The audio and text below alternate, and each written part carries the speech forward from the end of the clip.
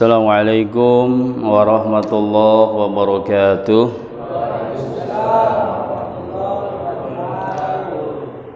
Hadirin rahimakumullah, alhamdulillah atas izin Allah Subhanahu wa taala pada penghujung di bulan Rajab. Tadi itu Jumat terakhir di bulan Rajab. Mudah-mudahan sebagaimana doa yang selalu dipanjatkan oleh guru-guru kita, Allahumma barik lana fi Rajaba wa Sa'bana wa balighna Ramadan wa hasil maqasidana. Mudah-mudahan diijabah Allah Subhanahu wa taala sehingga benar-benar kita termasuk manusia yang Allah jadikan manusia yang bertakwa selepas di bulan suci Ramadan. Amin ya rabbal alamin. Maka dengan ibadah yang dilakukan khusus di bulan Rajab ini menjadi sababiah pembuka pintu kebaikan, pintu barakah, pintu rahmat, pintu dijauhkan daripada siksa api neraka. Mudah-mudahan sebab itu bisa kita raih di bulan suci Ramadan. Amin ya rabbal alamin. Maka kita minta sama Allah, kalau memang ini Ramadan yang terakhir, jadikanlah kami adalah hamba-hamba yang bertakwa kepada Allah Subhanahu wa taala. Amin ya rabbal alamin. Alhamdulillah, dan insyaallah pada malam ini kita sama-sama akan lanjutkan kajian kita dalam tafsir surah Yasin. A'udzu billahi minasyaitonir rajim. Bismillahirrahmanirrahim. Al-Asiru. Yang ke-10 daripada makna Allah Subhanahu wa taala itu menyerupakan, dibangkitkan dari alam kubur dengan Allah tumbuhkan tumbuhan-tumbuhan atau tanaman-tanaman yang ada di muka bumi sebagai tamsil, perumpamaan bagaimana Allah Subhanahu wa taala membangkitkan manusia pada yaumul ba'ats. Itu seperti Allah menjadikan tumbuhan-tumbuhan, pohon-pohon yang Allah tumbuhkan di atas muka bumi. Innar ruba'a, sesungguhnya musim hujan itu yadharu fi wazil ardi, yang ada nampak di atas muka bumi itu azharon muhtalifatal alwani. Jadi Allah menjadikan bunga-bunga yang berwarna-warni, muhtalifatal alwani, warna-warna yang bermacam-macam. Muhtalifatal ashkali, itu bermacam-macam bentuk. Minal hummarati, seperti ada yang merah, wasufrati, kuning, wal bayadi, putih, wal aswadi, hitam. Ini Allah yang terakhir mengumpamakan seperti itu. Pakadzalika, dan begitu juga yauman nusyuri, pada hari kebangkitan, yadharu fihi, nampak daripadanya al-ikhlasu, keikhlasannya. Jadi nampak nanti di hari akhir bagaimana manusia oleh Allah Subhanahu wa taala ditampakkan, diperlihatkan daripada gambaran dulu ketika di alam dunia dari segi amaliyahnya. Jadi nanti akan Allah perlihatkan itu. Sekarang mungkin kita tidak bisa menilai benar ikhlas tidaknya seseorang. Kan hanya Allah yang bisa menilai itu. Maka Allah Subhanahu wa taala di langit sana itu Allah persiapkan dari setiap bagian langit itu ada malaikat yang mensensor, kalau kata kita, memeriksa setiap amal yang diangkat ke langit dengan maksud diterima atau tidaknya nanti di langit oleh Allah Subhanahu wa taala. Itu melalui proses sensor, Pak. Jadi diperiksa dulu, ada tim audit. Ya, bisa nyogok nggak tahu tuh ya. Nanti saya kasih tahu amalan yang nggak bakal disensor oleh malaikat. Malaikat nggak berani sensor. Keren tuh amalan ya. Jadi dicek langit pertama diantaranya adalah malaikat akan mengecek benar tidaknya ibadahnya sesuai dengan tidak hukum. Secara fikihnya sesuai atau tidak. Naik tingkat berikutnya ada tingkatan memeriksa tentang ikhlas. Jadi kalau rusak sholat fikihnya ya sudah hancur, nggak jadi ibadahnya. Sesuai, secara fikihnya sesuai. Kemudian secara tasawuf juga dikaji.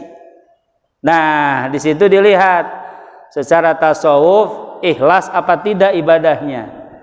Dia sholat, dia puasa, dia melakukan amal-amal kebaikan karena siapa?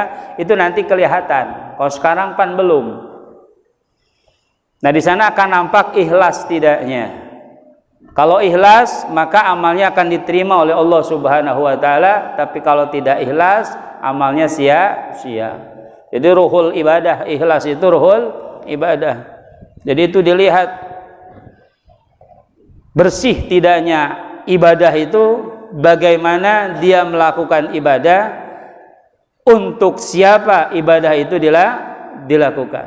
Bolehlah kita bilang saya mah ikhlas, mah enggak ikhlas. Kan suka begitu ya. Ikhlas tidak nih? Kadang ditodong.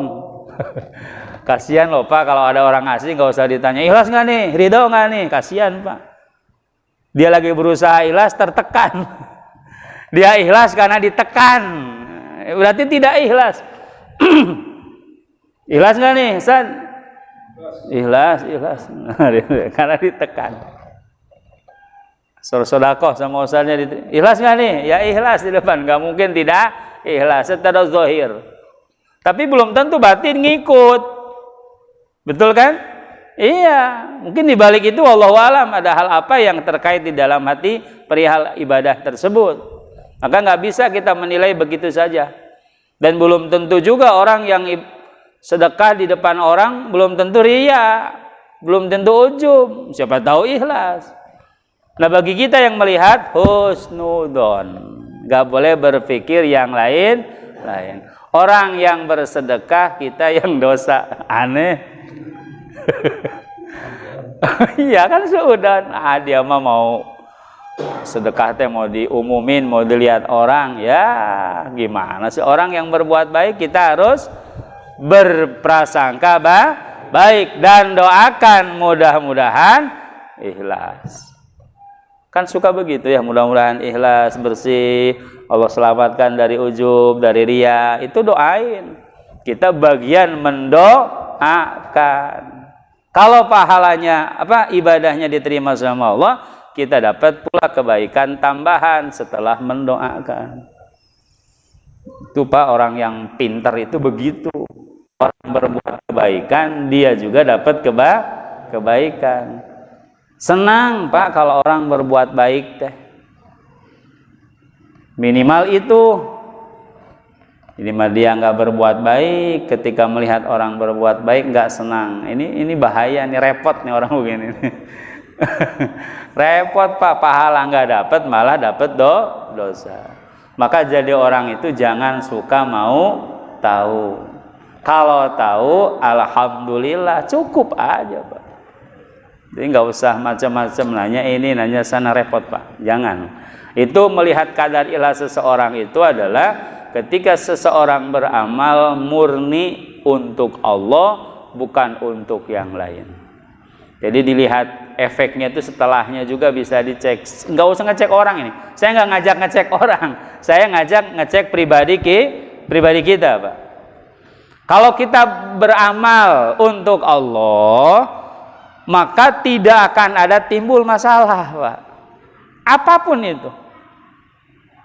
Meskipun kegiatannya duniawi, Pak.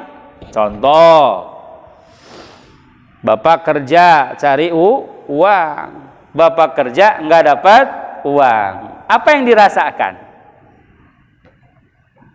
Macam-macam ya. Tahu begini mah. Nah, itu ikhlas nggak, Pak? Wah, jauh, Pak. Kerja nggak dapat uang, misalkan, kan mungkin saja ya. Apalagi sekarang zaman begini, ya Allah, persaingan luar biasa. Tetangga dengan tetangga pandagang sekarang mah. Ya kan, saling membeli atuh. Ya, saling membeli, bukan memberi kalau dengan pedagang mah. Saling membeli. Nggak ada di sini beli ke sana, nggak apa-apa, Pak. Jadi sebetulnya kalau mau untung itu harus nguntungin orang. Dagangnya sama, kita beli punya dia, Pak. Kita beli punya dia. Misalkan anak kita mau jajan, jangan diurang oge aya, jangan sebetulnya. Sok beli, nggak apa-apa. Kan justru kadang-kadang menghemat itu nggak usah beli sama yang lain, karena di kita ada kan begitu. Mantak diayaan ge meh teka mana? Meh teka batur. Padahal mah di kita ada, alhamdulillah. Pengen beli ke sana, beli, nggak jadi masalah. Jangan ditahan. Udah ke sana beli keuntungan kepada orang lain, maka yakin kita akan untung, punya usaha yang sama. Mungkin secara ekonomi wah piraku, kan begitu. Ini bukan masalah itunya, bukan. Ini masalah memberikan keuntungan kepada orang lain, yang keuntungan itu akan kembali kepada kita. Itu diantaranya. Kadang kita nggak nyadar. Setelah mantak diayaan ge meh teu meuli ka mana? Contoh kedua. Bapak beli barang sesuatu 10.000, maaf ya, beli 10.000. Udah jadi, Pak, udah beli, pulang. Sampai di rumah ada yang nanya, di mana itu beli? Di anu berapa? 10.000. Ya, mending di anu 8.000. Gimana nih, Pak? Udah bisa ngukur lagi kan? Wah, bener. Nanti mas saya beli di sana lah. Tapi kalau orang yang ikhlas itu, Pak, ketika mendengar mau 8.000, mau 7.000, mau berapa, enggak ngaruh, Pak. Karena amal saya sudah jadi itu. Kalau memang harganya jadi lebih mahal, ya Allah, alhamdulillah saya bisa ngasih apa? Lebih keuntungan kepada orang lain, kan begitu. Ini mah jangan malah ketemu mahal teh ngajual teh. Dan wah mang di ditu mah muasa itu 1.000 taruh gitu. Di omening di ditu mah murah. Nah, ini mental yang nggak akan punya keuntungan nanti di akhirat. Kalau pengen keuntungan lebih di akhirat, itu beri keuntungan yang lebih kepada orang lain ketika di dunia. Mencuk urang ulah merasa rugi, Pak. Kadang-kadang kan kita secara nominal merasa rugi. Nah, ini kalau ngukur ikhlas itu, Pak, sampai sedetil itu, Pak. Maka kalau kita udah melakukan sesuatu, sudah apapun pengaruhnya terhadap kita, udah jangan jadi persoalan. Itu orang ikhlas itu begitu. Jadi kerjakan selesai, kerjakan selesai, kerjakan selesai, gitu aja kita mau, Pak. Sholat selesai, kerjakan lagi terus. Amal begitu, sedekah juga begitu, berbuat kebaikan juga begitu. Itu orang yang ikhlas begitu. Wah, tuh maunya mana ibadah gitu. Ya, mudah-mudahan kita dengan upaya begitu, ya Allah ada kebaikan bagi saya, selesai. Jangan jadi persoalan, nggak usah, perbaiki kesananya. Nah, ini yang perlu kita pahami bersama ya, bicara tentang ikhlas. Maka itu ikhlas mahal harganya. Setan itu paling gak bisa menggoda orang ikhlas. Kenapa Nabi Ayub alaihi salam gak tergoda bujuk rayu setan? Karena beliau punya ikhlas tingkat tinggi. Itu udah di atas sabar, Pak, ikhlas itu. Nah, ini gak semua orang punya. Maka wali-wali Allah ini makom-makom tinggi mereka di sisi Allah Subhanahu wa taala, keikhlasan mereka ini luar biasa. Kita mah kan masih bingung ya. Barang mahal aja bingung. Mana mahal, mana enggak ada. Kita lagi dicoba, Pak. Lagi dicoba. Allah lagi kasih kita pahala yang berlipat. Lihat, Pak, kalau orang sabar beribadah itu 300 pahalanya, Pak. Bapak sholat maksain, Bapak ngaji maksain. Kalau nggak maksain, susah Pak. Nah maksain itu namanya sabar. Dilawan kan maksain. Bukan terpaksa Pak, beda terpaksa dengan maksain. Kalau maksain mah pengen Pak, maksain lah sakit datang, maksain sibuk datang, nanti cancel dulu lah, saya minta waktu sekian menit, saya mau ngaji dulu nih. Tamu diajak ngaji, nggak mau ya tamu jadi nunggu atau pulang kan begitu. Tamu dimuliakan, tapi kita punya kajian misalkan, ya seperti ini, kita paksakan datang ke sini, itu namanya sabar. Itu 300 Pak pahalanya. Yang kedua, sabar terhadap menjauhi maksiat. Ini lebih tinggi makomnya Pak. Itu 600 Pak pahalanya. Bapak duduk dari maghrib sampai isya begini bisa Pak. Siapapun bisa. Tapi duduk begini jauh dari hati maksiat lumayan Pak. Ini saya bisa tahu Pak, ini hatinya nggak sama ini. Ada yang ke pasar, ada yang ke jalan, ada yang ke rumah, balik lagi, apanya? Pikirannya kan begitu ya. Ada yang maaf, naudzubillah, mudah-mudahan tidak. Insya Allah yang duduk di pengajian bersihkan sama Allah ya. Tapi kadang-kadang susah Pak, hati ini jauh dari maksiat. Orang lewat aja kadang hati jadi dosa Pak. Ya kan? Kita mau ke masjid, orang lewat pakai motor, wah ya, kieu karek balik gawe, batur manggeus ka masjid, cek naon. Itu dosa nggak Pak? Dosa itu. Itu susah, yang berangkat ke masjidnya mah gampang Mas, padahal coba hujan berangkat. Cuma itu jauhi hati dari itu tuh. Orang mah hujan-hujan jabai mah jauh ge datang Pak ke masjid. Dia mah jaba deket. Kerja tadi udah pulang, lain ke masjid cek hate. Itu teh dosa itu teh. Itu teh dosa. Jadi berpikir jelek, negatif tentang orang lain. Maka berpikirlah positif. Kemana Ustaz anu kok nggak datang? Oh di masjid anu, mungkin di masjid Al Hidayah. Cek no di masjid Al Hidayah teh, oh Ustaz teh. Mungkin di Hema Babo Salam. Ternyata di Hema nggak ada, di Al Hidayah juga nggak ada. Kalau orang yang baik hatinya mah mungkin sedang keluar kota. Pulang dari masjid ada sedang duduk di mana?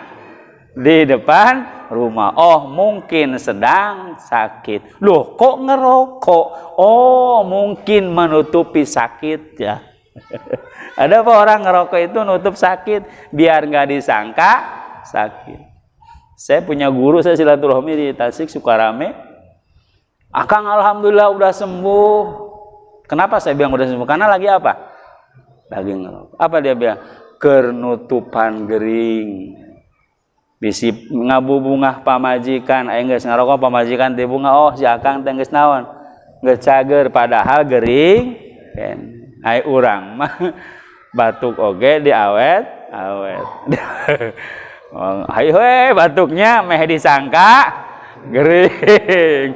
Urang mah resep disangka gering. Ulama mah henteu padahal gering. Maka harus ciger tengah kata Nabi ini Pak. Harus ciger tengah ketika fakir, ketika kaya. Pertengahan fakir itu apa? Jangan menunjukkan kalau kita miskin. Jangan menunjukkan kalau kita lagi butuh uang. Tutupi itu Pak. Ya masuk pikarunyaun. Aduh, nanti nggak ada harga kita itu sebagai seorang muslim. Tunjukkanlah bahwa kita bukan tipe orang yang susah, tidak. Nabi tidak suka umatnya meminta, tapi Nabi lebih suka umatnya memberi. Maka ada istilah jangan sedekah itu nunggu kaya. Kan lamun teu beunghar-beunghar moal sedekah. Orang mah cenah hebat sedekahnya 1 juta, saya mah cuma 10.000.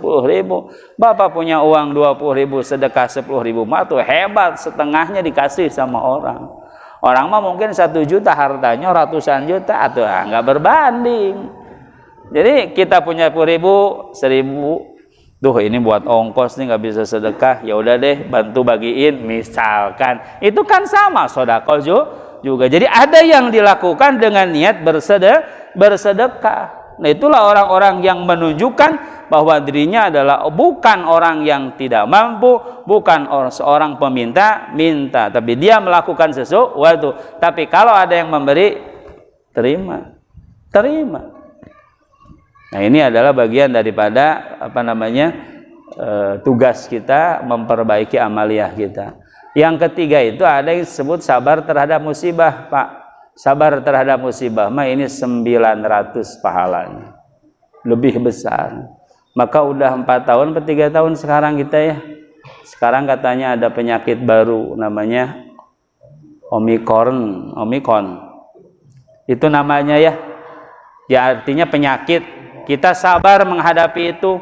Sabar mungkin karena kita terkena penyakit tersebut, atau sabar ada anggota keluarga kita yang terkena, atau sabar mungkin lingkungan kita kena wabah begitu. Kita ikut sabar menghadapi itu, menerima ini qada Allah, tapi jangan menerima makdinya.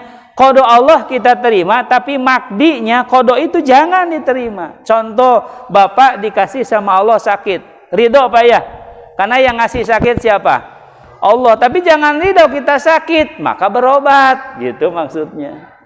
Iya, kita tidak ridho, kita ridho misalkan kita maaf ya dikehendaki miskin misalkan, tapi kita robah, berusaha agar tidak miskin. Itu namanya ridho terhadap qada Allah, tapi tidak ridho terhadap makdinya, kemiskinannya, maka dia berusaha merubah itu.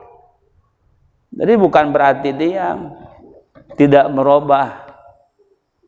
Itu juga bukan muslim yang baik. Sayyidina Umar itu pernah mengusir pemuda dari masjid ketika waktu zuhur. Datang waktu zuhur, manehna masih keneh cicing di mana? Di masjid. Jadi ti subuh tapi kan siang di masjid. Itu enggak baik. Maka oleh siapa? Sayyidina Umar itu, keluar kamu. Cari dunia, masuk kerja, cari dunia. Pantasiru, silakan bertebaran gitu. Nah, itu adalah bagian daripada upaya kita agar mendapatkan kemuliaan di sisi Allah Subhanahu wa taala. Ibadah kita mudah-mudahan kategori ikhlas itu. Kemudian akan nampak juga wat tawakul. Tawakul itu adalah tawakal, menyerahkan sepenuhnya kepada Allah Subhanahu wa taala. Bukan setelah usaha, Pak. Sebelum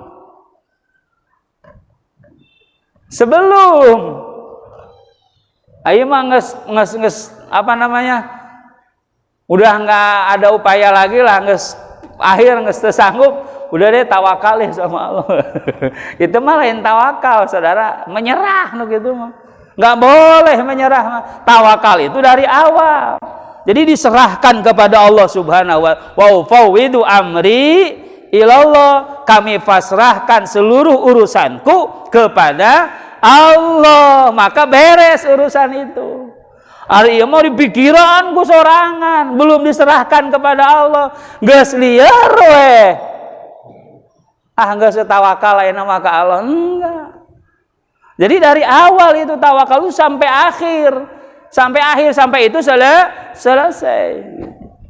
Berarti terus berupaya, terus berusaha. Maka kalau orang yang tawakal tidak memikirkan hasil, yang dia pikirkan itu proses. Sejauh mana dia bisa melakukan ibadah, melakukan amal, akhirnya mah itu sudah urusan Allah. Diterima tidaknya itu urusannya Allah. Tapi masakoh, beratnya kita melaksanakan proses, itu yang Allah nilai. Maka tadi kenapa beda 300, 600, 900. Itu beda Pak cara menghadapinya. Taat mah gampang, sholat mah Pak gampang. Tapi menahan dari ngomongin orang, nahan dari bohong itu agak susah, maka derajatnya lebih tinggi. Nah, yang ketiga tadi musibah. Mudah-mudahan setiap musibah yang Allah berikan kepada kita itu menyebabkan kita manusia atau hamba Allah yang mendapatkan kemuliaan di sisi Allah dengan mendapat 900 pahala dari kesabaran menghadapi musibah. Nah, itu tawakal itu begitu, memasrahkan kepada Allah itu dari awal sampai akhir gitu. Namun perjuangan hidup sampai akhir hayat kita, Pak, itu tawakal itu begitu sepenuhnya kepada Allah. Jadi urusannya diserahkan kepada Allah, tapi berusaha. Urusannya diserahkan kepada Allah Subhanahu wa taala, tapi terus berjuang. Maka pejuang itu adalah bukan kemenangan tujuan akhirnya, tapi tujuan akhirnya itu adalah maksimalnya perjuangan. Maka Islam itu begitu prinsip, terus berjuang. Kemenangan itu adalah bukan urusan kita, urusannya Allah, tapi ujung-ujungnya wal akibatul lil muttaqin, yang akan menang itu adalah orang-orang yang bertakwa kepada Allah Subhanahu wa taala. Nah, Bapak ini dan yang lainnya, saudara-saudara kita sedang berjuang ingin menang nanti di bulan suci Ramadan. Jadi nggak usah dipikirkan nanti Ramadan ada penyakit enggak. Itu menyingsienan, itu nakutin. Itu kan belum tentu ada. Itu hal yang mungkin, bisa ada, bisa tiada. Orang yang mukmin sejati, yang beriman kepada Allah Subhanahu wa taala, tidak pernah takut dengan sesuatu yang belum pasti adanya. Gak pernah pusing dengan sesuatu yang tidak ada. Hati-hati Pak nih. Kita pernah nggak dipusingkan dengan sesuatu yang tidak ada?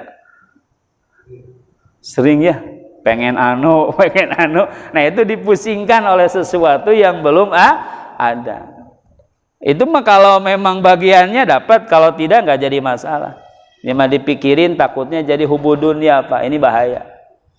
Punya hubudunya teh gitu mikirin, pengen motor teh dipikirin sampai mati nggak dapat motornya. Hubudunya itu dicapnya. Itu kan bahaya. Jadi hubudunya itu dalam hati dan pikirannya terus aja mikirin dunia. Kita mah cari, nggak usah dipikirin, cari Pak. Beda Pak, mikirin dengan nyari Pak. Kalau dipikirin mah jadi masalah. Makanya dicari saja. Kalau uang jangan dipikirin, tapi dicari. Beda Pak, kalau dipikirin belum tentu dicari. Kalau dicari, itu insya Allah akan dapat. Tidak dapat, tidak jadi masalah. Tadi bukan akhir yang kita lihat, tapi proses bagaimana Bapak melakukan sesuatu. Kemudian wasyauku itu adalah tertarik kepada Allah Subhanahu wa taala, mahabbah juga kepada Allah Subhanahu wa taala. Syauq itu rindu kepada Allah Subhanahu wa taala. Maka kalau orang-orang yang dekat dengan Allah Subhanahu wa taala itu ketika datang kematian mereka sudah siap.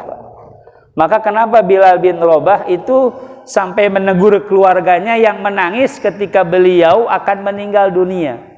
Jadi anak-anaknya ditegur, wahai anak-anakku, kenapa kalian menangis ketika Abah mau meninggal? Harusnya kalian tertawa, harusnya kalian senang, karena Abah akan bertemu dengan kekasih Abah, Allah Subhanahu wa taala. Kita mah apa enggak ya? Pasti ditangisi kan? Manusiawi, karena itu adalah kesedihan manusiawi. Hanya makna yang ditunjukkan oleh Bilal bin Rabah adalah justru bagi mereka yang cinta sama Allah, dekat dengan Allah, itu dirindukan Pak kematian itu. Bahkan orang-orang yang dekat dengan Allah mati itu ditawarkan Pak. Iya, katanya ada ulama di daerah Cililin, Bandung gitu ya. Cuma nggak disebutkan namanya. Hanya ada tamu mendengar percakapan di kamar. Percakapannya kurang lebih begini. Kalau memang sekarang baik, mending sekarang daripada nanti nggak baik gitu. Nggak lama di situ dibuka kamarnya meninggal Pak. Berarti ada proses apa itu? Seperti ada komunikasi. Jadi kalau orang-orang yang dekat dengan Allah itu seolah-olah ketika akan datang kematian itu diberikan kesempatan dulu sama Allah untuk menyelesaikan urusannya. Beda dengan orang yang tidak taat sama Allah, orang banyak melawan sama Allah, itu tidak dinantikan lagi, langsung saat itu dicabut nyawanya oleh Allah Subhanahu wa taala. Jadi orang-orang dekat dengan Allah mah seperti itu. Maka banyak wali-wali yang memandikan dirinya sendiri, adusnya sendiri, Pak. Adusnya sendiri itu tidak aneh bagi wali-wali itu membersihkan dirinya dulu. Tapi tidak menghapus fardu kifayah, tetap fardu kifayah harus dilaksanakan oleh orang-orang yang masih hidup. Itu mah karena kewajiban kan. Jadi mereka sudah mandi, tapi kewajiban kifayahnya tetap berlaku, maksudnya begitu. Nah, orang-orang yang dekat dengan Allah ketika kematian datang itu syauk itu begitu, Pak. Jadi pengen cepat-cepat gitu meninggal. Cuma kita ngeri ya, orang-orang yang dekat dengan Allah duluan pada tidak ada. Sekarang banyak ulama-ulama yang bersih-bersih yang diangkat oleh Allah Subhanahu wa taala. Itu yang ketiganya. Kemudian al-khauf, yang keempatnya adalah khauf, rasa takut kepada Allah Subhanahu wa taala. Itu nanti akan nampak. Wal kufru, dan kekufuran, wan nifaq, munafik, palihadal wujuhil asyarah, dan wajah yang 10 tersebut itu yusabbahu, wajah tasbihnya qastur rubai yauman nusyur. Jadi mengumpamakan, menyerupakan hari kebangkitan dengan musim hujan. Nah, itu adalah pembahasan tentang hari kebangkitan. Nah, bagi kita yang bisa kita ambil pelajaran daripada hal tersebut adalah berarti kita punya keharusan, punya kewajiban untuk sudah mulai memeriksa ibadah-ibadah kita.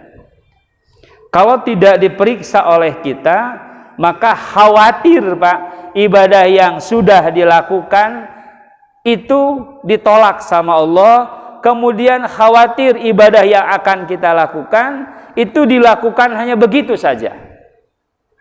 Jadi bagi orang yang takut sama Allah, bagi orang yang bertawakal sama Allah, bagi orang yang rindu sama Allah Subhanahu wa taala, selalu memperbaiki apapun yang ada di dalam dirinya. Jadi setiap hari itu ada perubahan.